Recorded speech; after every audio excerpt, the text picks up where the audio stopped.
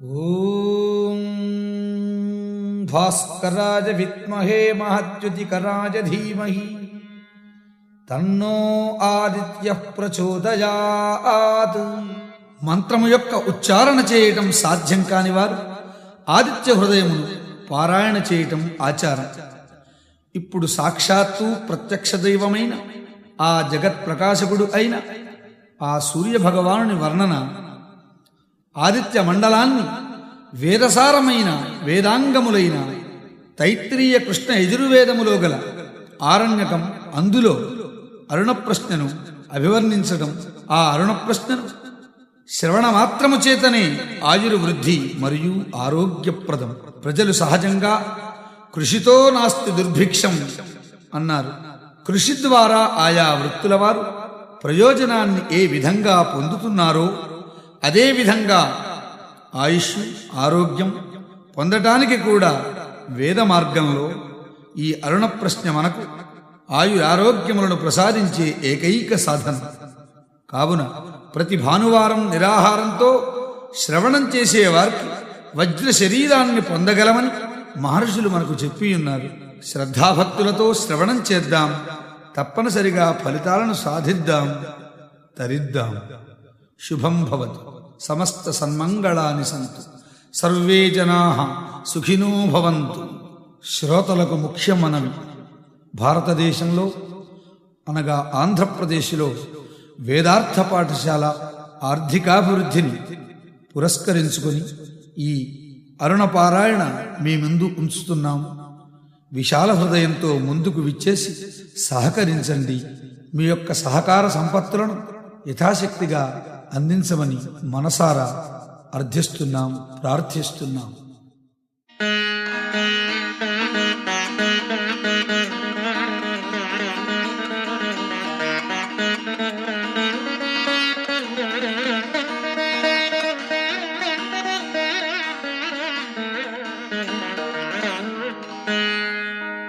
హరి ఓం. భాస్కరాయ విద్మహే మహద్యుతికరాయ ధీమహి తన్నో ఆదిత్యః ప్రచోదయాత్. భద్రం కర్ణేభిః శృణుయామదేవాః భద్రం పశ్యేమాక్షభిర్యజత్రాః స్థిరైరంగైస్తుష్టువాగుంసస్తనూభిః యశేమ దేవహితం జదాయుః. స్వస్తి న ఇంద్రో వృద్ధశ్రవాః స్వస్తి నః పూషా విశ్వవేదాః స్వస్తి నస్తార్క్ష్యో అరిష్టనేమిః స్వస్తి నో బృహస్పతిర్దధాతు. ఓం శాంతి శాంతి శాంతి.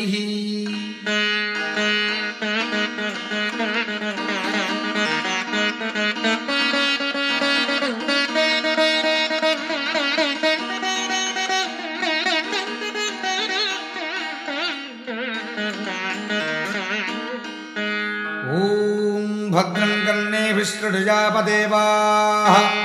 భద్రం పశ్యేమాక్షభిర్యజత్రాః స్థిరైరంగైస్తుష్టువాగుంసస్తనూభిః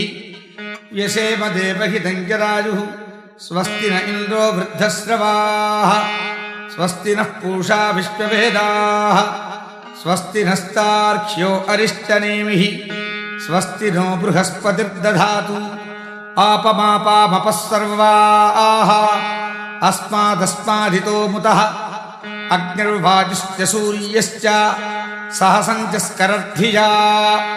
వాయుశ్చారశ్వపతయః మరీచ్యాత్మానో అద్రుహः దేవీర్భువనసూవరీః. పుత్రవత్వాజమే సుత మహానామ్నీర్మహామానాః మహసో మహసస్వః దేవీః పర్జన్యసూవరీః. పుత్రవత్వాజమే సుత అపాశ్చుష్ట్యమపారక్షः అపాశ్చుష్ట్యమపారఘం అపాఘ్రామపచావర్తిం అపదేవీరితోహిత. వజ్రం దేవీరజీతాగుశ్చ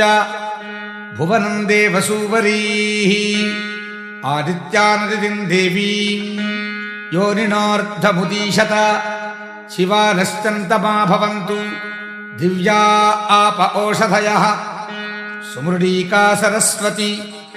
माते व्योमसन्दृशी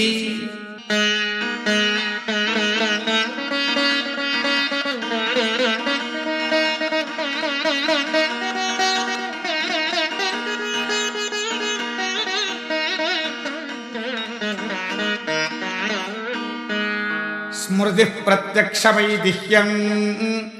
अनुमानश्चतुष्टयम्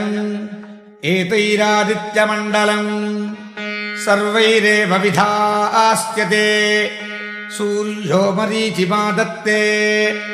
सर्वस्मात् भुवनादधि तस्याः पाकविशेषेण स्मृतम् कालविशेषणम् नदीव प्रभवात् काचित् अक्षय्यात्स्यन्धते यथा ताम् नद्योऽभिसमाहन्ति सोरुः सती न निवर्तते एवम् नानासमुत्थानाः कालाः संवत्सरग्श्रिताः अणुशिश्च महशिश्च सर्वे समभजन्त्रितम् सतैः सर्वैः समाविष्टः ऊरुः सन्न निवर्तते अधिसंवत्सरम् विद्यात् तदेव लक्षणे अणुभिश्च महद्भिश्च समारूढः प्रदृश्यते संवत्सरः प्रत्यक्षेण नाधिसत्त्वः प्रदृश्यते पटरो विक्लिधः पिङ्गः एतद्वरुणलक्षणम् यत्रैतदुपदृश्यते सहस्रम् तत्र नीयते एकगं हि शिरो नानामुखे कृत्स्नन्तदृतुलक्षणम् उभयतः सप्तेन्द्रियाणि जल्पितं ते वदिह्यते शुक्लकृष्णे संवत्सरस्य दक्षिणवामयोः पार्श्वयोः तस्यैषा भवति शुक्रन्ते अन्यज्जधतन्ते अन्यतु विषुरूपे अहनीज्योरिवासी विश्वाहि माया अवशिष्टधावः भद्राते पूषं निहरातिरस्त्विति नात्र भुवनम् न पूषा न पशवः नादित्यः संवत्सर एव प्रत्यक्षेण प्रियतमं विद्यात् एतद्वै संवत्सरस्य प्रियतमं रूपम् योऽस्य महानर्थ उत्पत्स्यमानो भवति इदं पुण्यं कुरुष्वेति तमाहरणं दद्यात्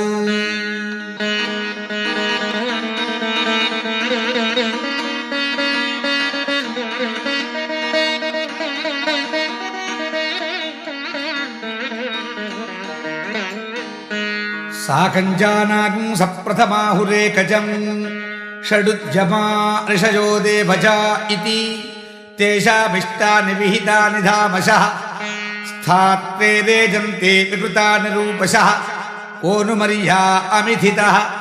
सखा सखायमब्रवीदु जहाको अस्मदीशते यस्तित्याज सखिविदगुं सखायम् न तस्य भात्यपि भागो अस्ति यदीगुं शृणोत्यलकगुं शृणोति न हि प्रवेदसकृतस्य पन्थामिति अर्तिरुतुनानुद्यमानः विननादाभिदावः षष्टिश्च त्रिगुंसका फल्काः शुक्लकृष्णौ च साष्टिकौ सारागवस्त्रैर्जरदक्षः वसन्तो वसुभिः सह संवत्सरस्य सवितुः प्रेषकृत्प्रथमस्पृतः अमूनादयतेत्यन्यान् अमूगुश्च परिरक्षतः एतावाचः प्रयुज्यन्ते यत्रैतदुपदृश्यते एतदेव विजानीयात् प्रमाणं कालपर्यये विशेषणं तु वक्ष्यामः अतूनां तन्निबोधत शुक्रवासा रुद्रगणः ग्रीष्मेणावर्तते सः निजहं पृथिवीं सर्वां ज्योतिषा प्रतिक्षेण सह विश्वरूपाणि वासागुंसि आदित्यानां निबोधत संवत्सरीणं कर्मफलं वर्षाभिर्ददतागुंसः अदुःखो दुःखचक्षुरिव तद्मापीत इव दृश्यते शीतेनाव्यथयन्निव रुरुदक्ष इव दृश्यते क्लादयते ज्वलतश्चैव शाम्यतश्चास्य चक्षुषी या वै प्रजाभ्यगृह्यन्ते संवत्सरात्ताभ्यगृह्यन्ते याः प्रतिष्ठन्ति संवत्सरे ताः प्रतिष्ठन्ति वर्षाभ्य इत्यर्थः।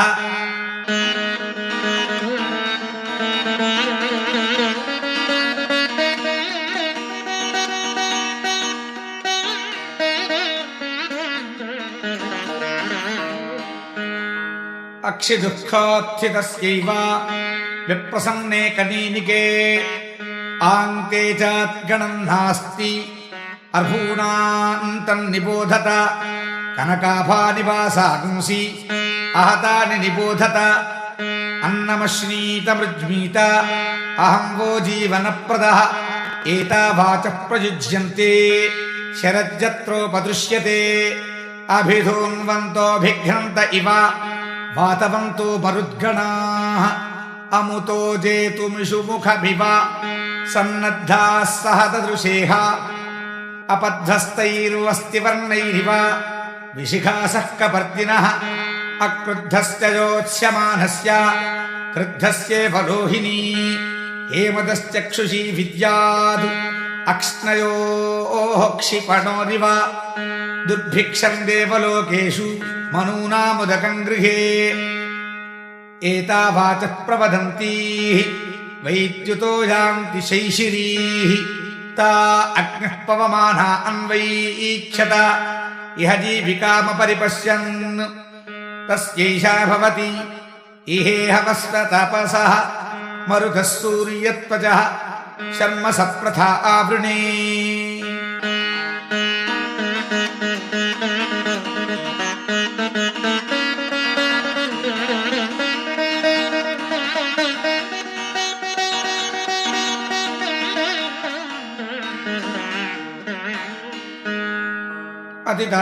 अतिताम्राणिवासागुंसि अष्टिवज्रशतघ्निजा विश्वे देवा विप्रखरन्ति अग्निजिह्वा असस्यत नैव देवो न मर्त्यः न राजा वरुणो विभुः नाग्निर्नेन्द्रो न पवमानः मातृक्कच्च न विद्यते दिव्यस्यैकाधनुरार्तिः पृथिव्यामपराश्रिता तस्येन्द्रो वम्रिरूपेण धनुर्जामक्षिणत्स्वयम् तदिन्द्रधनुरित्यज्यम् अभ्रवर्णेषु चक्षते एतदेव शिञ्जोर्वारुहस्पत्यस्य एतद्रुद्रस्य धनुः रुद्रस्य त्वेव धनुरार्तिः शिर उत्पिपेश सप्रभर्ग्यो भवतु तस्मात्यः सप्रभर्गेण यज्ञेन यजते रुद्रस्य सशिरः प्रतिदधाति नैनगुं रुद्र आरुको भवति य एवं वेद।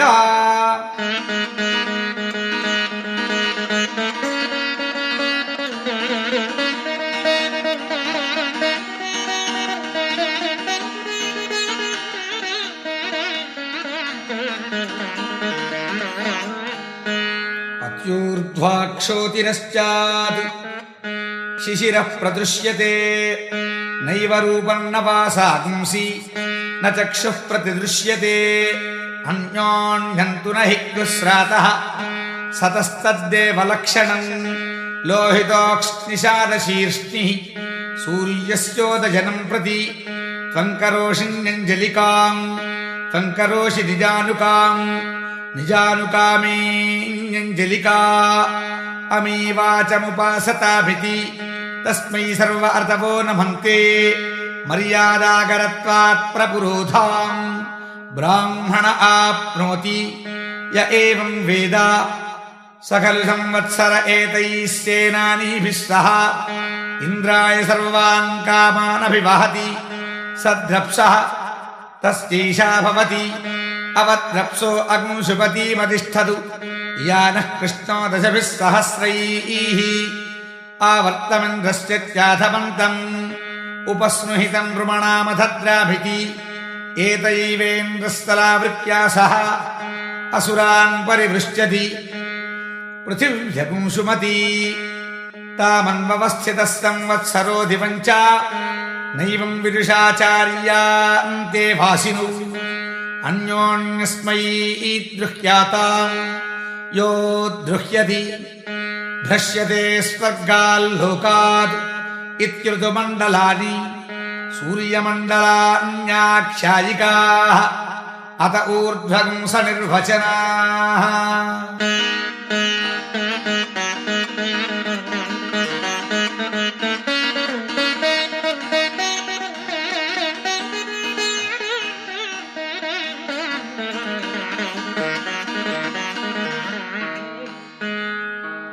आरोगो भ्राजः पटरः पतङ्गः स्वर्णरो ज्योतिषीमानुविभासः ते अस्मै सर्वे दिवमातपन्ति ऊर्जं दुहाना अनपस्फुरन्त इति कश्यपोष्टमः समहामीर्न जहाति तस्यैषा भवति यत्ते शिल्पं कश्यपरोचनावतु इन्द्रियावत् पुष्कलं चित्रभानु यस्मिन् सूर्या अर्पिताः सप्तसाकम् तस्मिन् राजानमधिविश्वजेवमिति ते अस्मै सर्वे कश्यपात् ज्योतिर्लभन्ते तान् सोमः कश्यपादधिनिर्धमति भ्रष्टा कर्मकृति वैवम् प्राणो जीवानीन्द्रियजीवानि सप्तशीर्षण्याः प्राणाः सूर्या इत्याचार्याः अपश्चमहमेतान् सप्तसूर्यानिति पञ्चकर्णो वात्स्यायनः सप्तकर्णश्च प्लाक्षिः आनुश्रविक एव नौ कश्यप इति उभौ वेदयिते न हि शेकुमिव महामेरुं गन्तुम् अपश्चमहमेतत् सूर्यमण्डलं परिवर्तमानम् गार्ग्यः प्राणत्रातः गच्छन्तमहामेरुम् एकं च जहतम् भ्राजपटरपतङ्गा निहने तिष्ठन्नातपन्ति तस्मादिहतत्रितपाः अमुत्रेतरे तस्मादिहातत्रितपाः तेषामेषा भवति सप्तसूर्यादिभवनुप्रविष्टाः तानं पेति पथिभिर्दक्षिणावान् ते अस्मै सर्वे कृतमादपन्ति ऊर्जं दुहाना अनपस्फुरन्त इति सप्तत्रिदः सूर्या इत्याचार्याः तेषामेषा भवति सप्तदिशो नानासूर्याः सप्तहोतारऋत्विजः देवा आदित्याये सप्त तेभिः सोमाभिरक्षण इति तदप्याङ्भ्राजः दिग्भ्राज अर्दून् करोति एतयैवावृताः सहस्रसूर्यताया इति वैशम्पायनः तस्यैषा भवति यद्याव इन्द्रते शतं शतं भूमिः उत स्युः नत्वा वज्रं सहस्रं सूर्याः अरुणजातमष्टरोदशी इति नानालिङ्गत्वा ऋतूनां नानासूर्यत्वम् अष्टौ तु व्यवसिता इति सूर्यमण्डलान्यष्टात ऊर्ध्वम् तेषामेषा भवति चित्रं देवानामुदघातनीकम् चक्षुर्मित्रस्य वरुणस्याग्नेः आप्राद्या वा पृथिवी अन्तरिक्षम् सूर्य आत्मारगतस्तस्थुषश्चेति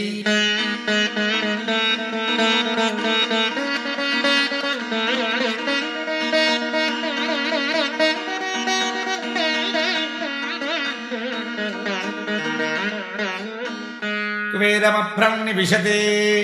क्वायं संवत्सरो मिथः क्वाह क्वेयं देवरात्री क्वमासा अर्धवश्रिताः अर्धमासा मुहूर्ताः निमेषास्तुतिभिस्तः क्वेमा आपो निविशन्ते यदितो यान्ति सम्प्रति काला अप्सु निविशन्ते आपः सूर्ये समाहिता अभ्रान्यपः प्रपद्यन्ते विद्युत्सूर्ये समाहिता अनवर्णे इमे भूमि इयं चासौ च रोदसी किग्गुष्टिरत्रान्तराभूतम् येने मे विधृते उभे विष्णुना विधृते भूमि इति वत्सस्य वेदना इरावती धेनुमतीः भूतम् सूजवसिनी मनुषे दशस्ये यष्टभ्राद्रोदसी विष्णवेते दाधत्थ पृथिवीमभितो मजूखैः किं तद्विष्णोर्बलमाहुः का दीप्तिः किं पराजणम् एको यद्धारयद्देवः रेजती रोदसी उभे वाताद्विष्णोर्बलबाहुः अक्षरात् दीप्तिरुच्यते त्रिपदाद्धारयद्देवः यद्विष्णोरेकमुत्तमम् अग्नयो वाजवश्चैव एतदस्य परायणम् पृच्छामि त्वापरम् भृत्युम् अवमम् मध्यपञ्चतुम् लोकम् च पुण्यपापानाम् एतत् पृच्छामि सम्प्रति अममाहुः परम् भृत्युम् पवमानम् तु मध्यमम् अग्निरेवावमो मृत्युः चन्द्रमाश्चतुरुच्यते अनाभोगाः परम् भृत्युम् पापाः संयन्ति सर्वदा आभोगास्त्वेव संयन्ति यत्र पुण्यकृतो जनाः ततो मध्यममायन्ति चतुमग्निम् च सम्प्रति पृच्छामि त्वापापकृतः यत्र यातयते यमः त्वन्नस्तद्ब्रह्मन् प्रब्रूहि यदि वेत्था सतो गृहान् कस्य पादुरिताः सूर्याः पापान् निर्घ्नन्ति सर्वदा रोदस्योरन्तर्देशेषु तत्र न्यस्यन्ते वासवैः ये शरीराः प्रपद्यन्ते यथा पुण्यश्च कर्मणः अपान्यपादकेशासः तत्र ते यो निजाजनाः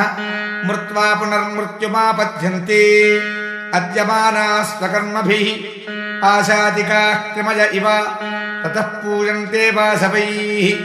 अपैतं मृत्युञ्जयति य एवं वेद स खलु वैवं विद्ब्राह्मणः दीर्घश्रुतमो भवति कस्य पश्चातिथिश्चिद्धगमनश्चिद्धागमनः तस्यैषा भवति आयुस्मिन् सप्तवासवाः रोहन्ति पूर्व्यारुहः अर्षिरः दीर्घश्रुतमः इन्द्रस्य घर्मो अतिथिरिति कश्यपः पश्चको भवति यत्सर्वं परिपश्यतीति सौक्ष्म्याद् अथाग्नेरष्टपुरुषस्य तस्यैषा भवति अग्नेमेषु पथा राजे अस्मान् विश्वानिरेव वैनानि विद्वान् योऽध्यस्मत्युहुराणमेनः भूयिष्ठां ते नम उक्तिं विधेमेति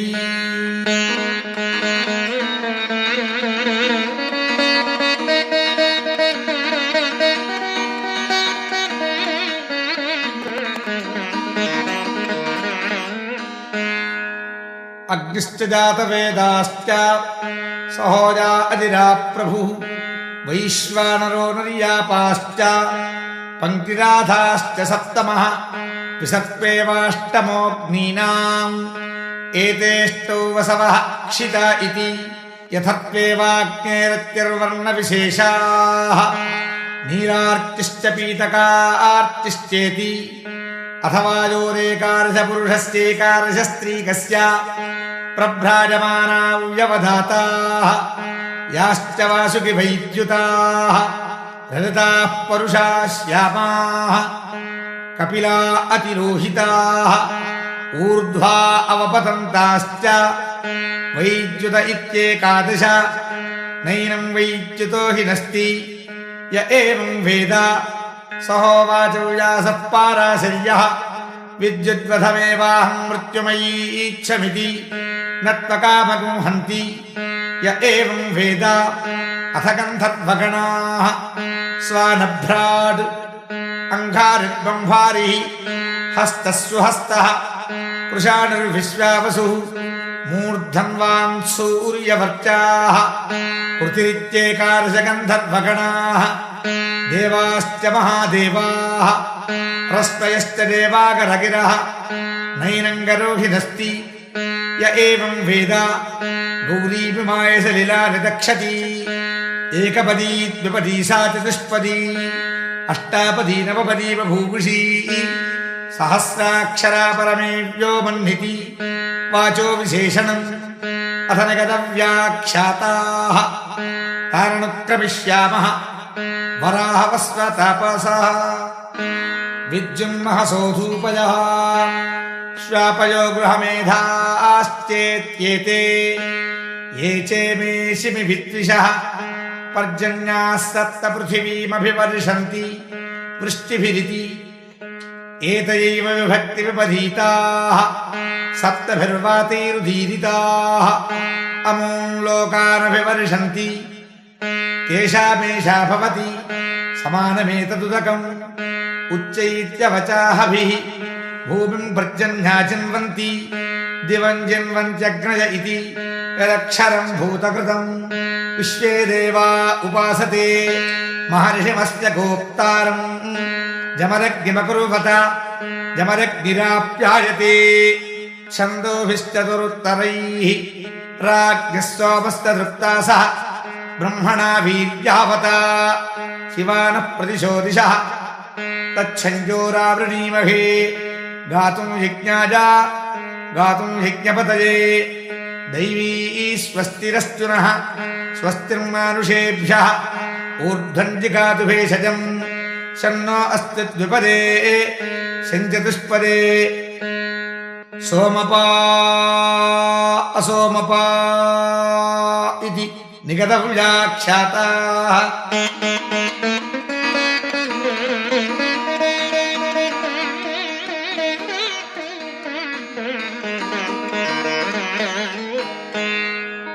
सहस्रवृदियं भूमिः परं व्योम सहस्रवृदु अश्विना भुज्यूना सत्या विश्वस्य जगतस्पति जाया भूमिः पतिर्व्योमा मिथुनन्ता अतुर्यथुः पुत्रो बृहस्पति रुद्रः सरमा इति स्त्री पुमं शुक्रं वा मन्यज्जडतं वा भञ्जतु विषुरूपे अहनीत्योरिवस्थः विश्वाहि माया अवधस्वधावन्तौ भद्रावां पूषणा विहरातिरस्तु वासात्यौ चित्रो जगतो निधानौ या वा भूमि चरथः सकुंसखायौ तावस्तिना रासभाश्राहवं मे शुभस्पति आगतकं सूर्यया सह युग्रोह भुज्यमस्विनोदमेघे रयन्न कश्चिन्ममृवाम् अवाहाः तमोहथुर्नौभिरा आत्मन्वतीभिः अन्तरिक्षपृड्भिरपोदकाभिः तिस्रः क्षपस्त्रिरः तिव्रजद्भिः नासत्या भुज्यमोहथुः पतङ्गैः समुद्रस्य धन्वन्नार्द्रस्य पारे त्रिभिरथैश्च दपद्भिः स्वदस्वैः सवितारं वितन्वन्तम् अनुबद्धातिशां वरः आपपूरुषं वरश्चैव सवितारेपसो भवतु जगुंसदृप्तं विदित्वैव बहु सोमगिरं वशी अन्वेतु तुग्रो वक्रिजान्तम् आयसूयान् सोमदृप्सुषु ससङ्ग्रामस्तमोद्योत्योतः वाचोगाः पिपाति तदु सतद्गोभिस्तवात्येत्यन्ये रक्षसान्विताश्च ये अन्वेति परिवृत्यास्तः एवमेतौ स्थो अश्विना ते एतेद्युः पृथिव्योः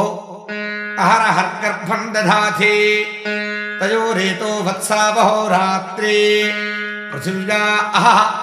दिवो रात्रिः ता अविसृष्टौ दम्पती एव भवतः तयोरेतो वत्सौ अग्निश्चादित्यश्च रात्रेर्वत्सः श्वेत आदित्यः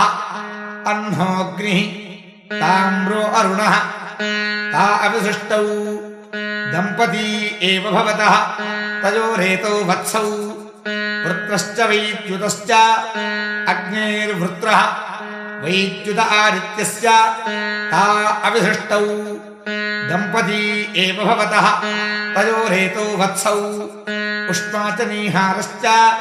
वृत्रस्योष्मा वैद्युतश्च नीहारः तौ तावेव प्रतिपद्येते सेजगुं रात्री गर्भिणी पुत्रेण संवसति तस्या वा एतदुर्बणम् यद्रात्रौ रस्त्वयः यथा गोर्गर्भिण्या उल्बणम् एवमेतस्या उल्बणम् प्रजयिष्ठ प्रजजातपतिभिश्च भवति य एवं वेद एतमुद्यन्तमपि यन्तं चेति आदित्यः पुण्यस्य वत्सः अथ पवित्राङ्गिरसः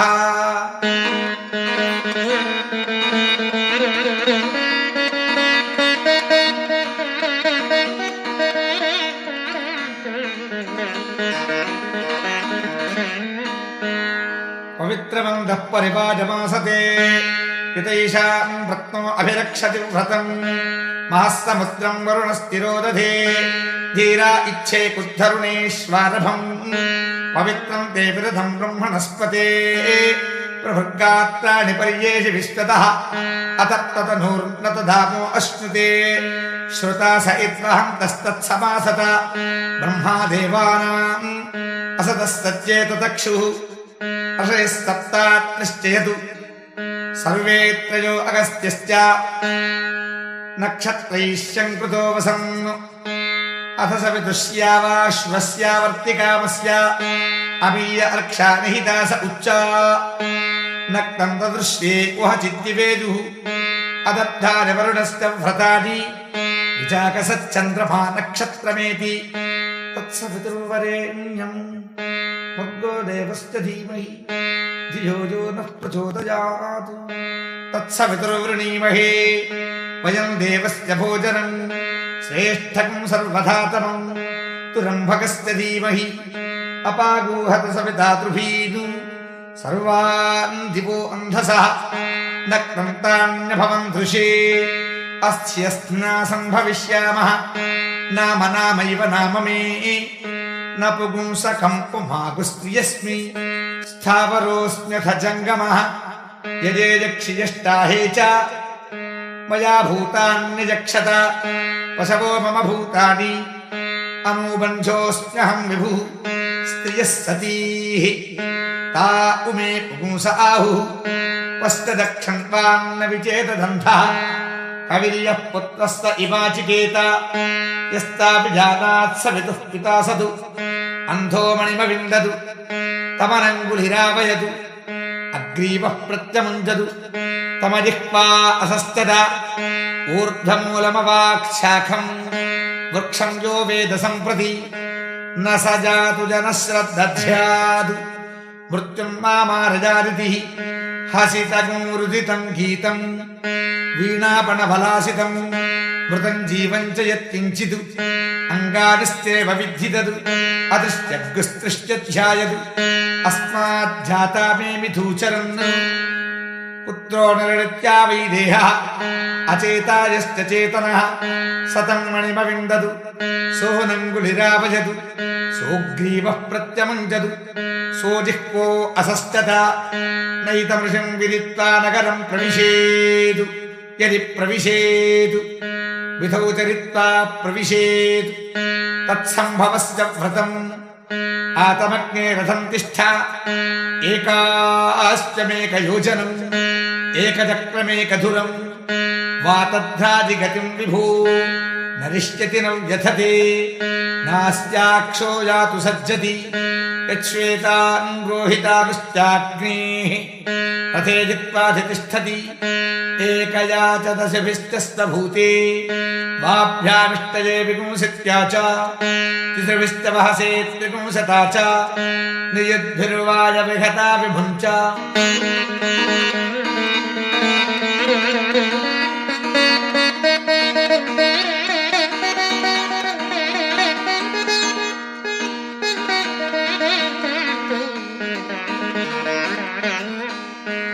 आतनुष्व प्रतनुष्व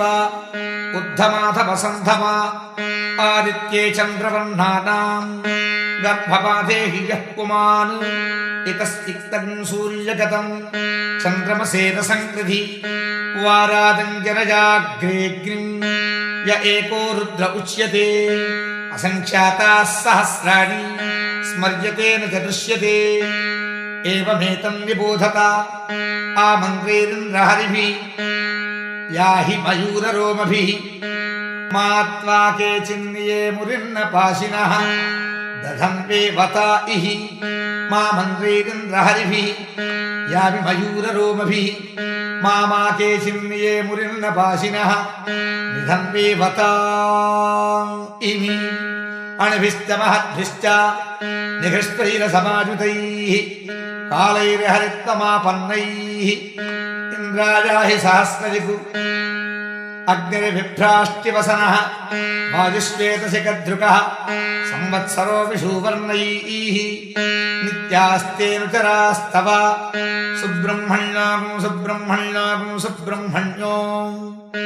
इन्द्रागच्छ हरिव आगच्छ मेधातिथिः मेषवृषणश्वस्य मेनि गौरावस्कन्दिन्नहल्यायैझारा कौशिकब्राह्मणगौतमब्रुवाण अरुणाश्च इहागताः वसवः प्रतिवीक्षितः अष्टौ दिक्पाससोऽग्नयः अग्निश्च जातवेदाश्चेत्येते ताम्राश्वास्ताम्ररथाः ताम्रवर्णास्तथासिताः दण्डहस्ताः खादग्गतः इतो रुद्राः पराङ्गताः उक्तगुस्थानं प्रमाणं च पुरहित बृहस्पतिश्च सविता च विश्वरूपैरिहागतां रथेनोदकवर्त्मना अप्सुषा इति तद्वयोः उक्तो वेषो वासा पुंसिजा कालावयमानामिदः प्रतीज्या वासात्या इत्यश्विनोः ओन्तरिक्षे शब्दं करोतीति वासिष्ठो रौहिणो मीमागुंसाञ्चक्रे तस्यैषा भवति वास्त्वेव विद्युरिति ब्रह्मण उदरनमसि ब्रह्मण उदीरनमसि ब्रह्मण आस्तरनमसि ब्रह्मण उपस्तरनमसि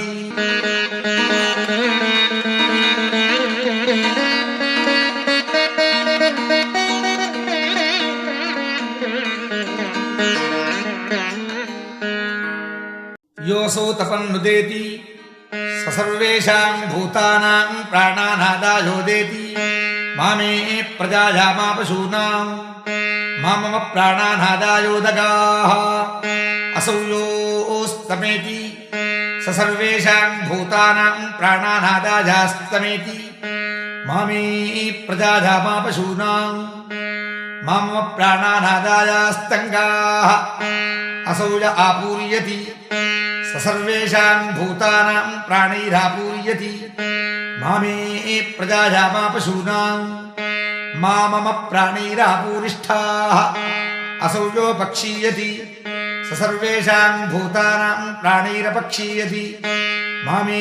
प्रजायामापशूनां मामम प्राणैरपक्षेष्ठाः अमूनि नक्षत्राणि सर्वेषां भूतानां प्राणैरपप्रसत्पन्ति चोत्सत्पन्ति च मामे प्रजायामापशूनां मामम प्राणैरपप्रसृपत मोत्सृपत इमे मासाश्चार्धमासाश्च सर्वेषां भूतानां प्राणैरपप्रसत्पन्ति चोत्सत्पन्ति च मामे प्रजायामापशूनां मामम प्राणैरपप्रसृपत मोत्सृपत इम ऋतवः सर्वेषां भूतानां प्राणैरपप्रसत्पन्ति चोत्सत्पन्ति च मामे प्रजायामापशूनां मामम प्राणैरपप्रसृपत मोत्सृपत अयगुं संवत्सरः सर्वेषां भूतानां प्राणैरपप्रसत्पति चोत्सत्पति च मामे प्रजायामापशूनां मामम प्राणैरपप्रसृप मोत्सृप इदमः सर्वेषां भूतानां प्राणैरपप्रसत्पति चोत्सत्पति च मामे प्रजायामापशूनां मामम प्राणैरपप्रसृप मोत्सृप इयगुं रात्रिः सर्वेषां भूतानां प्राणैरपप्रसत्पति चोत्सत्पति च मामे प्रजायामापशूनां मामम प्राणैरपप्रसृप मोत्सृप ॐ भूर्भुवः स्वः एतद्वा मिथुनं नानो मिथुनगूरीढ्वम्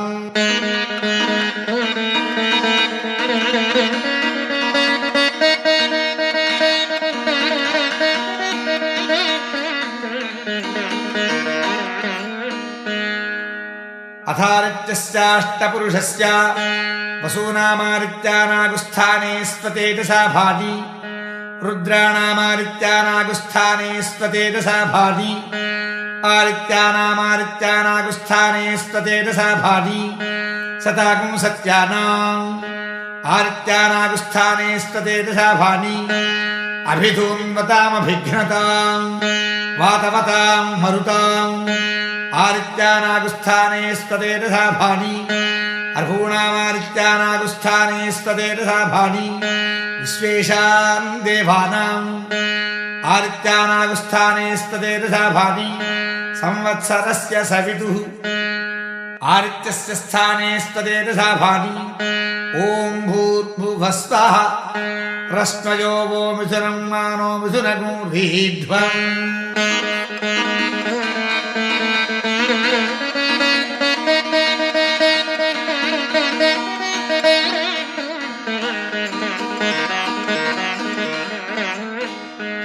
ఆరోగస్య స్థానే స్తదేదసా భాని భ్రాజస్య స్థానే స్తదేదసా భాని పటరస్య స్థానే స్తదేదసా భాని పతంగస్య స్థానే స్తదేదసా భాని స్వర్ణరస్య స్థానే స్తదేదసా భాని జ్యోతిషీమతస్య స్థానే స్తదేదసా భాని విభాసస్య స్థానే స్తదేదసా భాని కశ్యపస్య స్థానే స్తదేదసా భాని ఓం భూర్భువస్వః ఆపో వో మిథునం మానో మిథునగూర్ధీధ్వం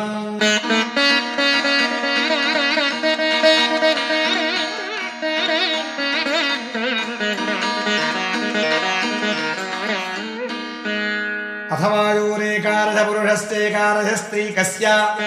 ప్రభ్రాజమానానాగో రుద్రాణాగుస్థానే స్తదేదసా భాని వ్యవదాతానాగో రుద్రాణాగుస్థానే స్తదేదసా భాని వాసుకివైత్యుతానాగో రుద్రాణాగుస్థానే స్తదేదసా భాని రజతానాగో రుద్రాణాగుస్థానే స్తదేదసా భాని పరుషాణాగో రుద్రాణాగుస్థానే స్తదేదసా భాని శ్యామానాగో రుద్రాణాగుస్థానే స్తదేదసా భాని కపిలానాగో రుద్రాణాగుస్థానే స్తదేదసా భాని అతిరోహితానాగో రుద్రాణాగుస్థానే స్తదేదసా భాని ఊర్ధ్వానాగో రుద్రాణాగుస్థానే స్తదేదసా భాని అవపదంతానాగో రుద్రాణాగుస్థానే స్తదేదసా భాని వైత్యుతానాగో రుద్రాణాగుస్థానే స్తదేదసా భాని ప్రభ్రాజమానీనాగో రుద్రాణీనాగుస్థానే స్తదేదసా భాని వ్యవదాతీనాగో రుద్రాణీనాగుస్థానే స్తదేదసా భాని వాసుకవైత్యుతీనాగో రుద్రాణీనాగుస్థానే స్తదేదసా భాని రజతానాగో రుద్రాణీనాగుస్థానే స్తదేదసా భాని పరుషాణాగో రుద్రాణీనాగుస్థానే స్తదేదసా భాని శ్యామానాగో రుద్రాణీనాగుస్థానే స్తదేదసా భాని కపిలానాగో రుద్రాణీనాగుస్థానే స్తదేదసా భాని అతిలోహితీనాగో రుద్రాణీనాగుస్థానే స్తదేదసా భాని ఊర్ధ్వానాగో రుద్రాణీనాగుస్థానే స్తదేదసా భాని అవపతంతీనాగో రుద్రాణీనాగుస్థానే స్తదేదసా భాని వైద్యుతీనాగో రుద్రాణీనాగుస్థానే స్తదేదసా భాని ఓం భూర్భువస్వః రూపాణి వో మిథునం మానో మిథునగూర్ధీధ్వం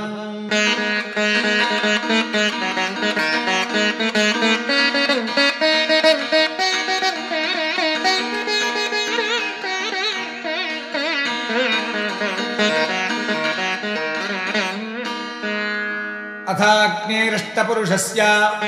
అగ్నేః పూర్వదిశ్యస్య స్థానే స్తదేదసా భాని జాతవేదస ఉపదిశ్యస్య స్థానే స్తదేదసా భాని సహోజసో దక్షిణదిశ్యస్య స్థానే స్తదేదసా భాని అజిరాప్రభవ ఉపదిశ్యస్య స్థానే స్తదేదసా భాని వైశ్వానరస్యాపరదిశ్యస్య స్థానే స్తదేదసా భాని నర్యాపస ఉపదిశ్యస్య స్థానే స్తదేదసా భాని పంక్తిరాధస ఉదగ్దిశ్యస్య స్థానే స్తదేదసా భాని విసర్పిణ ఉపదిశ్యస్య స్థానే స్తదేదసా భాని ఓం భూర్భువస్వః దిశో వో మిథునం మానో మిథునగూర్ధీధ్వం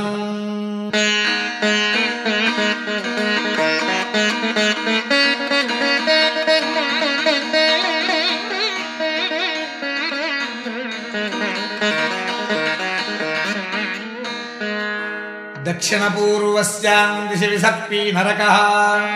తస్మాన్నః పరిపాహి దక్షిణాపరస్యాం దిశ్య విసర్పీ నరకః తస్మాన్నః పరిపాహి ఉత్తరపూర్వస్యాం దిశి విషాదీ నరకః తస్మాన్నః పరిపాహి उत्तरापरस्यान्दिस्य विषादी नरकः तस्मान्नः परिपाहि आयस्मिन् सप्तवासवा इन्द्रियाणि शतक्रतविद्येते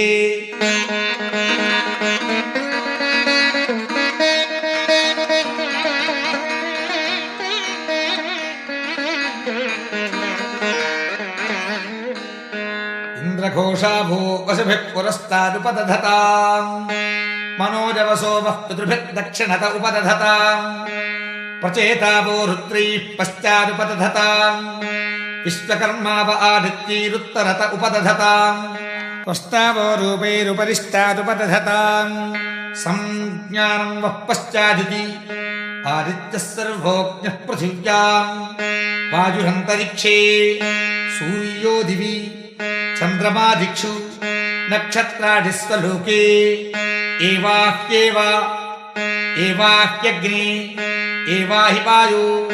एवाहि इंद्र एवाहि पूषन् एवाहि देवाः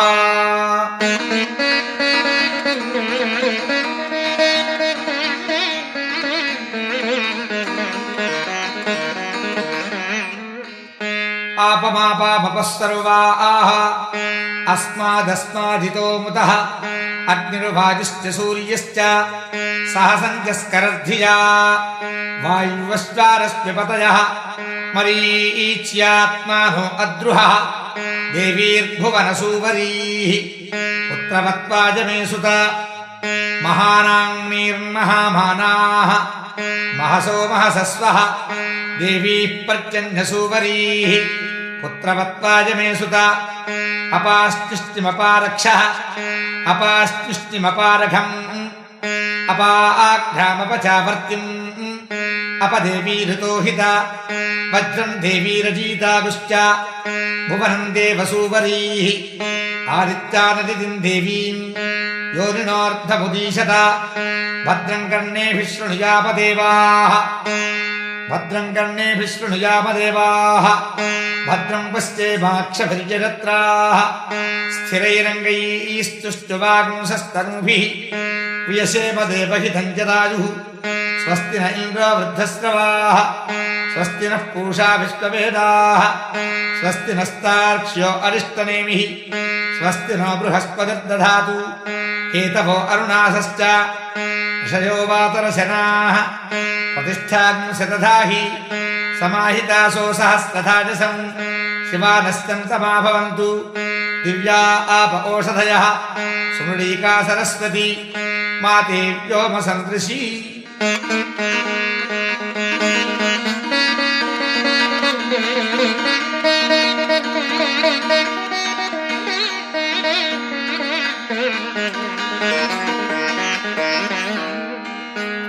योपां पुष्पं वेद पुष्पवान् प्रजावान् पशुमान् भवति चन्द्रभावा अपां पुष्पं पुष्पवान् प्रजावान् पशुमान् भवति य एवं वेद योपामायतनं वेद आयतनवान् भवति अग्निर्वा अपामायतनम्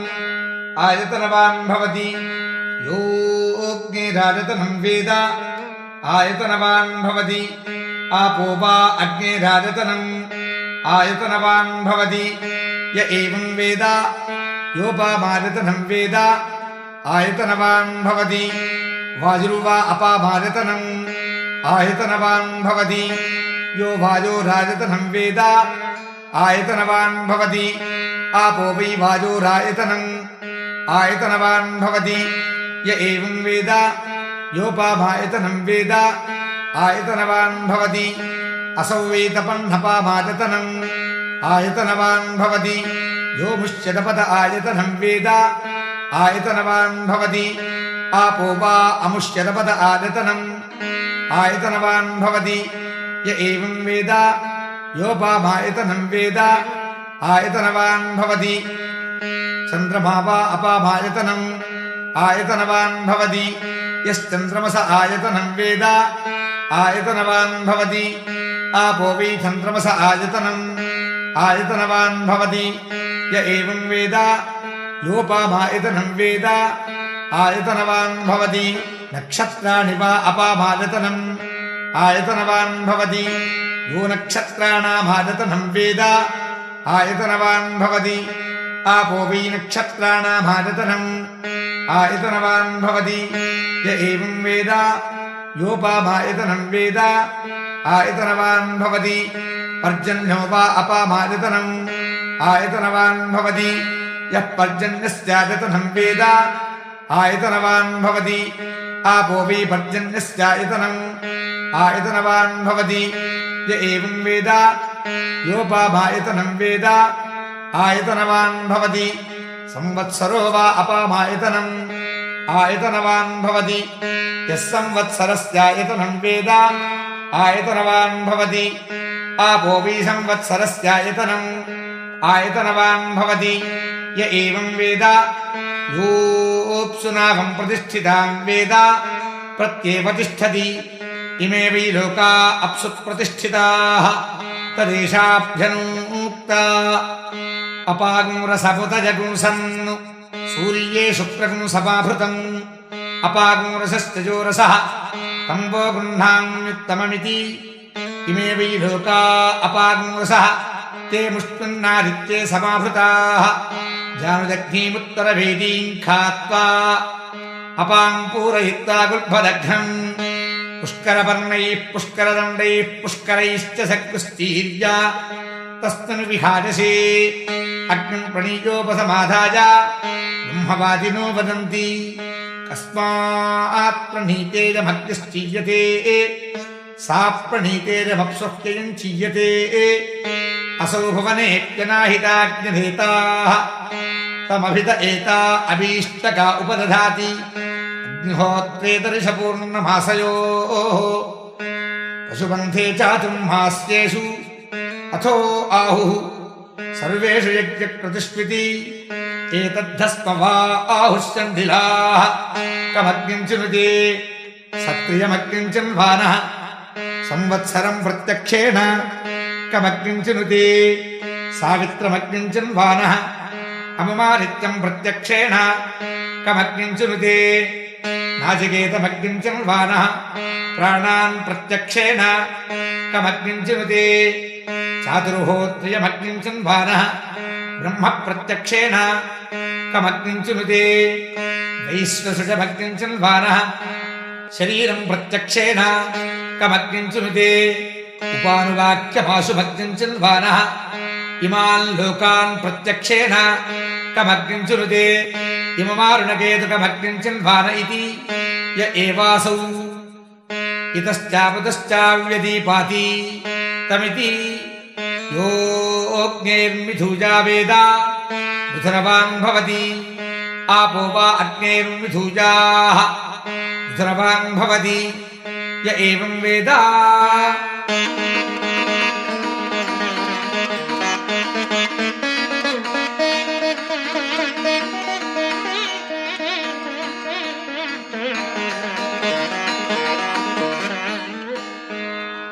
आपो वा इदवासं सलिलमेव स प्रजापतिरेकः पुष्करपर्णे समभवतु तस्यान्तर्मनसिकाभस्तमवर्तत इदगुं सुषेजपिति तस्माद्यत्पुरुषो मनसाभिगच्छति तद्वाचा वदति तत्कर्मणा करोति तदेशाभ्यनूक्ता कामस्तदग्रे समवर्तताधि मनसोरेतः प्रथमं यदासीतु सतो बन्धुमसतिरविन्दन् हृदि प्रतीश्च कवयोपनीशेति उपैनन्तदुपरमति यत्कामो भवति य एवं वेद सदपोदप्यत सदपस्तत्वा शरीरमधूनुत तस्य जन्मागुं समासीतु ततो ऋणाः केतवो भातरशराशय उदतिष्ठन् ये नखाः ते वैखानसाः ये वालाः ते वालखिल्याः यो रसः सोपाम् अन्तरतः कुहुर्मं भूतगं सत्पन्तं तमब्रवीदु मम वै त्वन्मागुंसा समभूतु नेत्यब्रवीदु पूर्वमेवाहमिहासमिति तत्पुरुषस्य पुरुषत्वं स सहस्रशीरुषा पुरुषः सहस्राक्षः सहस्रपात् भूत्वोदतिष्ठतु तमब्रवीतु त्वं वै पूर्वं समभूः त्वमिदं पूर्वः कुरुष्वेति स इद आदायापः अञ्जलिना पुरस्तादुपादधातु एवाह्येवेति तत आदित्य उदतिष्ठतु सा प्राचीदिगु अथारुणः केतुर्दक्षिणत उपादधातु एवाह्यग्न इति ततो वा अग्निरुदतिष्ठतु सा दक्षिणादिगु अथारुणः केतुः पश्चादुपादधातु एवाहि वायो इति ततो वायुरुदतिष्ठतु सा प्रतीचीदिगु अथारुणः केतुरुत्तरत उपादधातु एवाहि इन्द्रेति ततो वा इन्द्र उदतिष्ठतु सोदीचीदिगु अथारुणः केतुर्मध्य उपादधातु एवाहि पूषन्निति ततो वै पूषोदतिष्ठतु सेयन्दिगु अथारुणः केतुरुपरिष्टादुपादधातु एवाहि देवा इति ततो देवमनुष्याः पितरः गन्धर्वाप्सरसश्चोरतिष्ठन् सोर्ध्वादिगु या विप्रुषो विपरापतन् ताभ्योऽसुरा रक्षांसि पिशाचाश्चोरतिष्ठन् तस्मात्ते पराभवन् विप्रभ्यो हि ते समभवन् तदेशाभ्यनूक्ता आपोह यद्रुहतीर्गर्भमायन् दक्षं दधाना जनयन्ती स्वयंभुं तत इमेज्य सज्जन्त सर्गाः अध्यो वा इदं समभूत् तस्मादिदं सर्वं ब्रह्म स्वयंभुविति तस्मादिदं सर्वं शिथिलमिवाध्रुवमिवा भवतु प्रजापतिर्वावततु आत्मनात्मानं विधाय तदेवानुप्राविशतु तदेशाभ्यनूक्ता विधाय लोकान् विधाय भूतानि विधाय सर्वाः प्रतिशोदिशश्च प्रजापतिप्रथमजा अतस्य आत्मनात्मानमभिसंविवेशेति सर्वमेवेदमाप्त्वा सर्वमवरुध्य तदेवानुप्रविशति य एवं वेद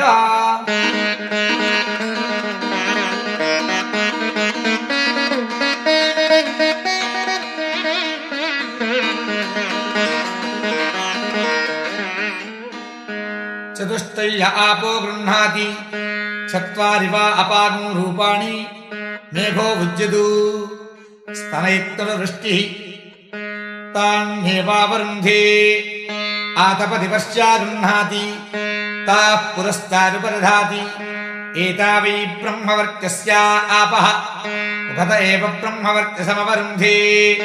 तस्मान्मुखतो ब्रह्मवर्त्यसितरः ऊप्या गृह्णाति ता दक्षिणत उपदधाति एता वै तेजस्विनीरापः तेज एवास्य दक्षिणतो दधाति तस्माद्दक्षिणोर्धस्तेजस्वितरः स्थावरा गृह्णाति ताः पश्चादुपदधाति प्रतिष्ठिता वै स्थावराः पश्चादेव प्रतिष्ठति वहन्तीर्गृह्णाति ता उत्तरत उपदधाति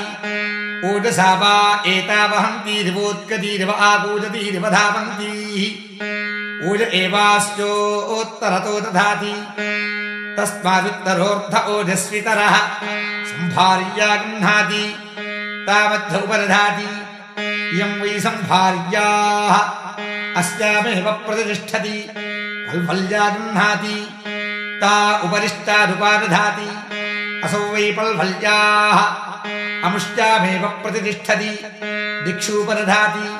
दिक्षु वा आपः अन्नं वा आपः अध्यो वा अन्नं जायते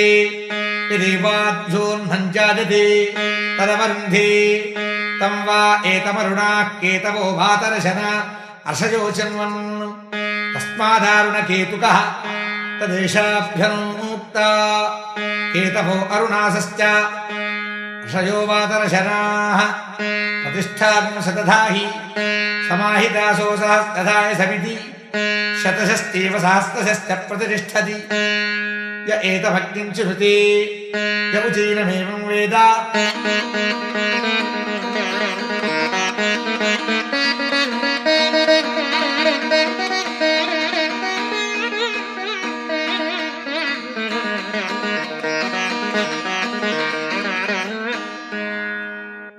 तमग्निमुत्तरवेदीं खात्वा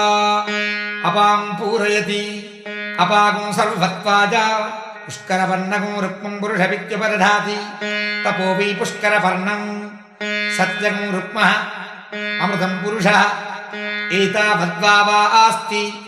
यावदेततु यावदेवास्ति तदवरुन्धे ऊर्मोपदधाति अपामेवमेधमवरुन्धे अथो स्वर्गस्थलोकस्य समष्ट्यै आपमापापः सर्वाः अस्मादस्मादितो बुधः अग्निर्वायुश्च सूर्यश्च सहसञ्जस्करद्धिया इति वायुवस्वारस्मिपतयः लोकं पृण छिद्रं पृण यास्तिस्रः परमजाः इन्द्रघोषा भो वसुभिरेवाह्येवेति पञ्चचितय उपदधाति पान्तोऽग्निः यावानेवाग्निः तञ्चिनुते लोकं पृणयात् द्वितीयामुपदधाति पञ्चपदा वै विराट् तस्या वा इयं पादः अन्तरिक्षं पादः यौः पादः दिशः पादः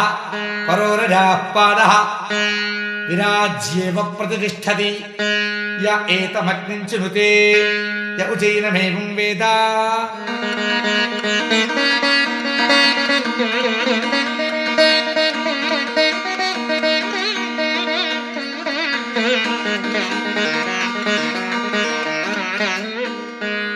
अग्निं प्रणीयोपसमाधाय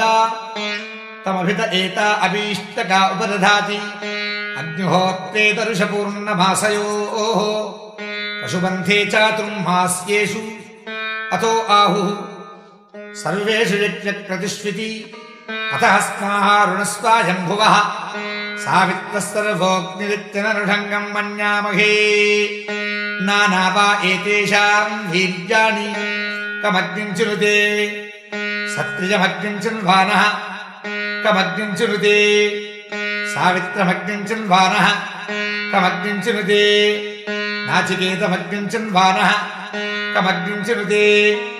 चातुर्होत्रियमग्निं चिन्वानः कमग्निं चिनुते वैश्वसुजमग्निं चिन्वानः कमग्निं चिनुते उपानुवाक्यमाशुमग्निं चिन्वानः कमग्निं चिनुते इममारुणकेतुकमग्निं चिन्वान इति वृषा वा अग्निः वृषाणौ सद्गस्फालयेतु अन्येतास्ते यज्ञः तस्मान्नानुषज्यः सोत्तरवेदिषु क्रतुषु जिन्वीता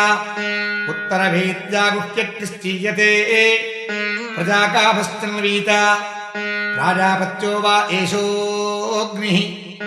प्राजापत्याः प्रजाः प्रजावान् भवति य एवं वेद पशुकामश्चिन्वीता संज्ञानं वा एतत् पशूनां यदापः पशूनामेव संज्ञाने किञ्चिनुते पशुमान् भवति य एवं वेद वृष्टिकामश्चिन्वीता आपो वै वृष्टिः पर्जन्यो वर्षुको भवति य एवं वेद आमयावी चिन्वीता आपो वै भेषजम् भेषजमेवास्मै करोति सर्वमायुरेति अभिचरग्गुश्चिन्वीता वज्रो वा आपः वज्रमेव भ्रातॄजेभ्यः प्रहरति शृणुत एनम् चेदस्कामो यशस्कामः ब्रह्मवर्चसकामस्वर्गकामश्चिन्वीता एतावद्वा वा आस्ति यावदेतदु यावदेवास्ति तदवरुन्धे तस्यैतद्व्रतं वर्षदिनधावेत् अमृतं वा आपः अमृतस्यानन्तरित्यै नाप्सुमोत्रपुरीशं कुर्यात् न निष्ठीवेत् न व्यवसनस्नायात् गुह्यो वा एषोऽग्निः एतस्याग्नेरणदिदाहाय न पुष्करपर्णानि हिरण्यं वाधितिष्ठेतु एतस्याग्नेरणभ्यारोहाय न कूर्मस्यास्तीजातु नोदकस्याघातुकान्येन मोदकानि भवन्ति अघातुका आपः य एतमग्निं चिनुते य उचैनमेवं वेद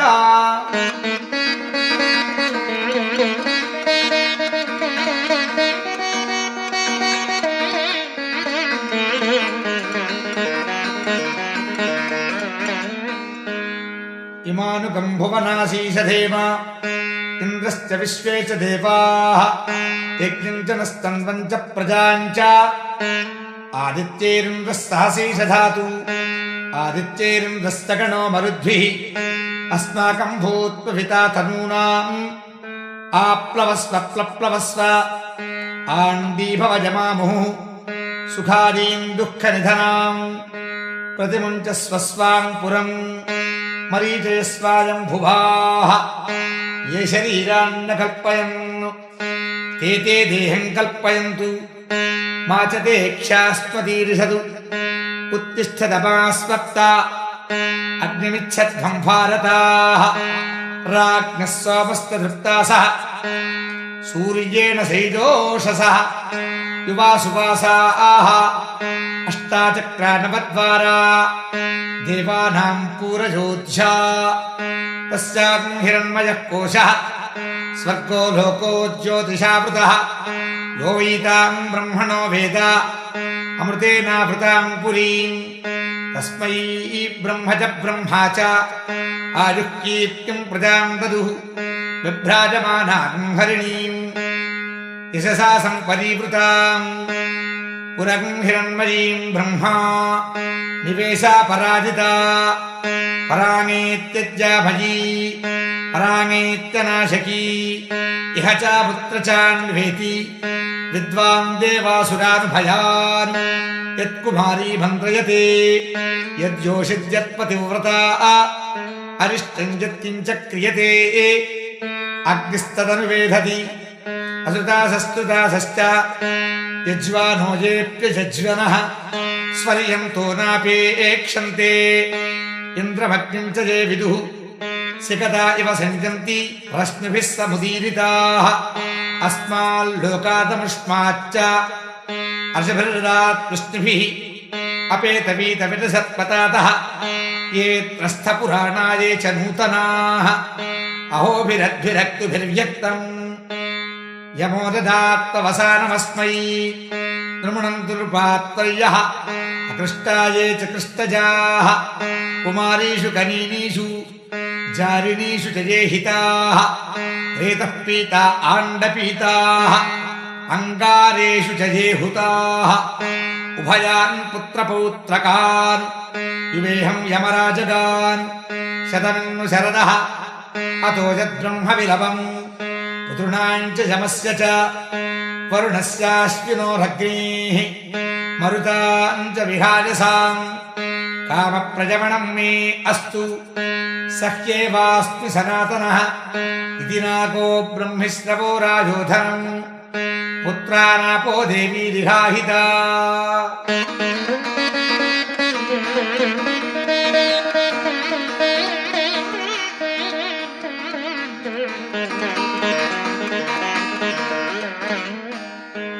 शीर्ष्णीं गृध्रशीर्ष्णीं च अपेतो निर्वृतिगुंहथः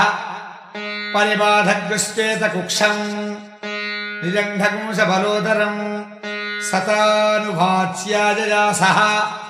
अग्नेनाशय सन्दृशः ईर्ष्यासूये बुभुक्षाम् मन्युं कृत्वाञ्च दीधिरे रथेन जिगुंशुकावता अग्नेनाशय सन्दृशः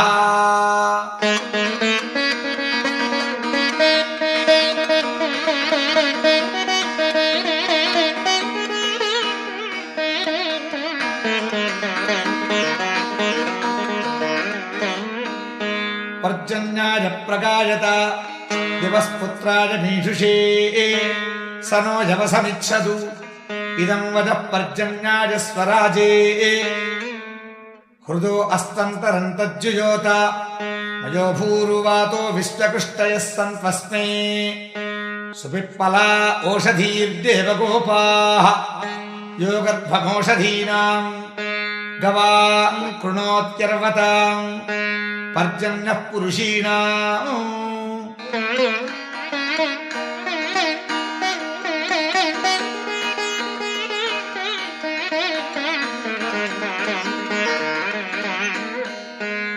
पुनर्मामयीत्येन्द्रियम्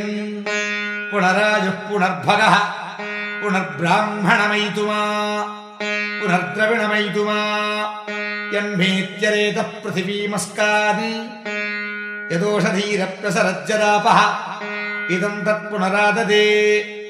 दीर्घायुत्वाय वर्चसे यन्मेवेतः प्रशिच्यते यन्म आजायते पुनः तेन माममृतं कुरु तेन सुप्रजसं कुरु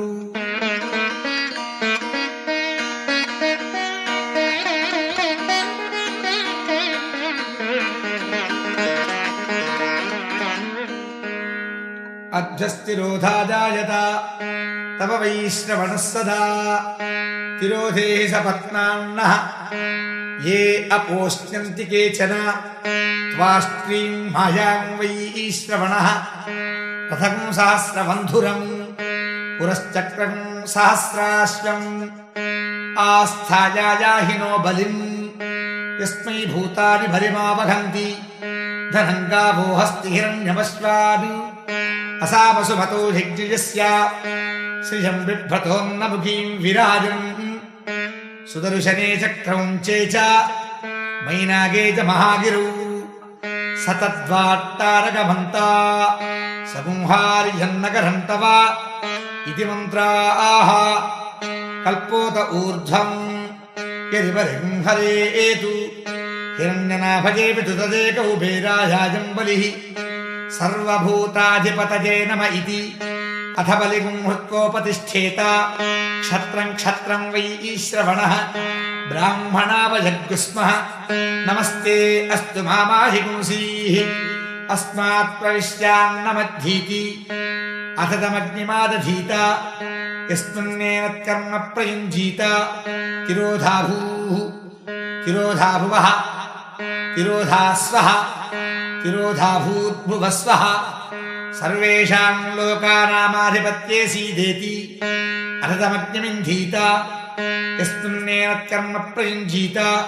तिरोधाभूस्वाहा तिरोधाभुवस्वाहा तिरोधास्वस्वाहा तिरोधाभूद्भुवस्वस्वाहा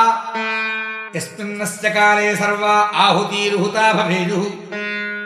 अपि ब्राह्मणमुखीनाः यस्मिन्नन्धः काले प्रयुञ्जीत परः सप्तजनाद्वेपि मास्मप्रमाद्यन्तमाध्यापयेत् सर्वार्थाः सिद्ध्यन्ते य एवं वेद क्षुद्ध्यं निजमजानताम् सर्वार्था न सिद्ध्यन्ते यस्ते विघातुको भ्राता ममान्तर्हृदये श्रितः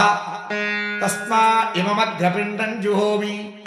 समेऽध्यात्मा विवधीतु मयि स्वाहा राजाधिराजाय प्रसह्य साहिनी नमो भजं वै श्रवणाय कुर्महे समे कामान् कामकामाय मह्यम् कामेश्वरो वै श्रवणो ददातु कुबेराय वै श्रवणाय महाराजाय नमः केतवो अरुणासश्च अशयो वातरशनाः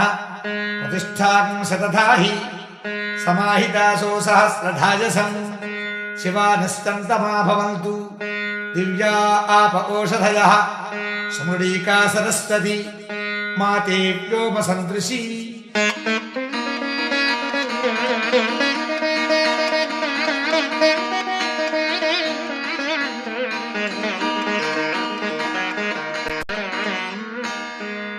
संवत्सरमेतद्व्रतं चरेत् द्वौ वा मासौ नियमः समासेन तस्मिन् नियमविशेषाः त्रिशमणमुदकोपस्पर्शी चतुर्थकालपानभक्तः स्यात्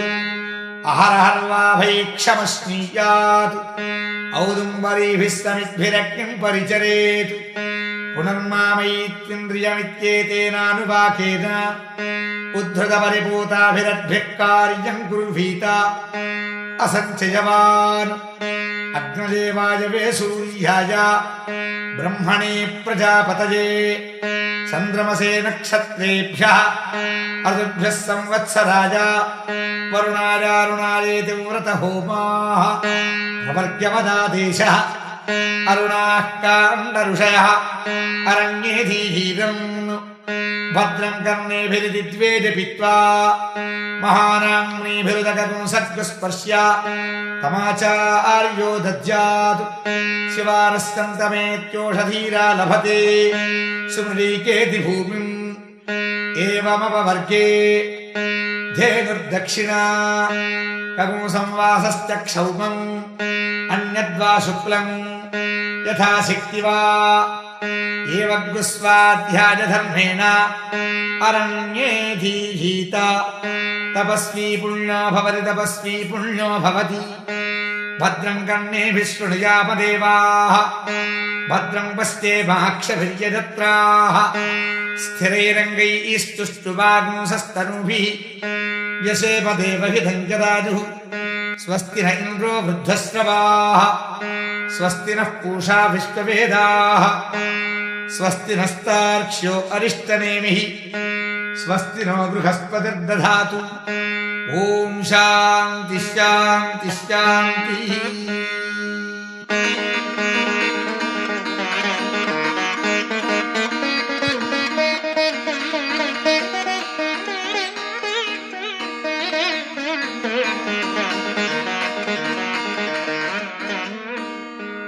हरि